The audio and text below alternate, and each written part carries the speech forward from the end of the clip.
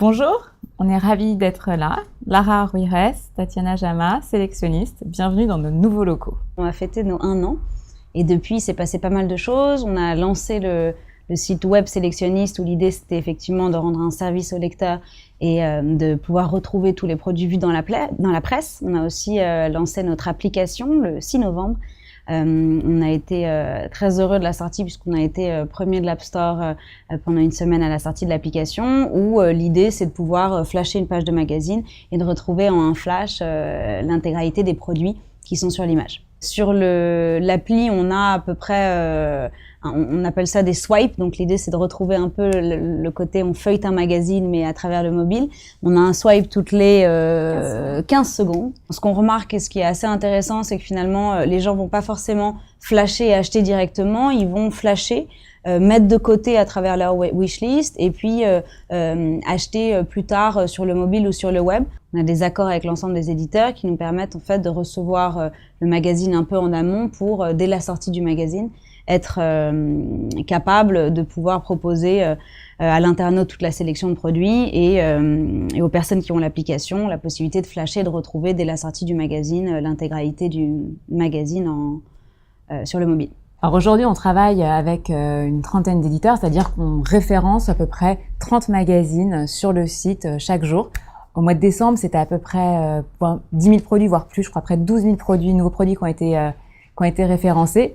Aujourd'hui, je suis lectrice d'un magazine et naturellement, je vais me rediriger vers le site web du magazine en question si j'ai envie de retrouver un produit. Donc, la beauté, on va dire pour nous, c'est une expérience 360, c'est j'ai mon magazine, je peux sur le site de l'éditeur en question retrouver le produit, voire même dans leur application mobile. Et ce qu'on essaye aujourd'hui de proposer, ce qu'on a du coup réussi à faire en 2014 et qu'on va continuer en 2015, c'est de permettre aux éditeurs de s'intégrer totalement avec Sélectionniste et donc de permettre à leur audience et à leurs lecteurs de pouvoir retrouver l'ensemble des produits à travers nos technologies.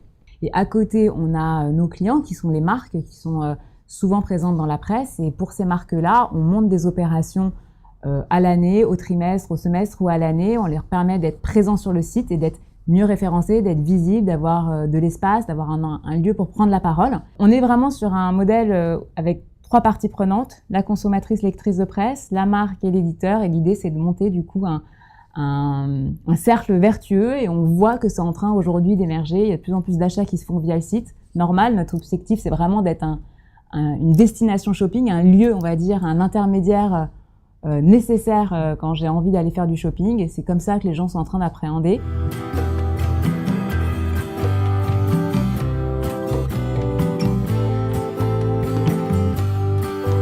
À côté de ça, il y a aussi un certain nombre d'autres influenceurs qu'on est en train d'intégrer, comme des blogueurs par exemple, en se disant finalement une blogueuse mode ou beauté a aussi son mot à dire sur la sélection qu'elle a fait sur son blog et qu'elle accepte finalement de montrer chez nous. Donc nous, l'idée, c'est vraiment de devenir un peu un label d'influence au féminin en se disant on a la sélection de la presse, on a la sélection des blogueuses, puis par-dessus on a aussi notre sélection parce qu'on a un savoir-faire vis-à-vis de nos internautes qui nous permet finalement d'être très adéquat dans ce qu'on va leur proposer. Une femme qui lit version féminin et qui aime les produits version féminin n'est pas la même que la femme Vogue. Donc finalement on arrive à travers le choix notamment de suivre tel ou tel magazine à savoir de pousser le bon contenu à la bonne personne. Bon, et puis pour terminer, on a quand même une super nouvelle à partager. C'est toi qui en dis plus?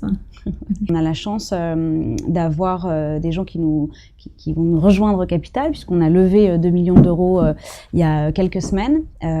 C'était important pour nous de lever un peu d'argent pour accélérer finalement notre développement. Ces 2 millions vont nous permettre déjà de faire rentrer des gens en qui on a confiance et qui vont nous accompagner. On a notamment Elaya Partner, qui est un fonds français qui se joint à nous.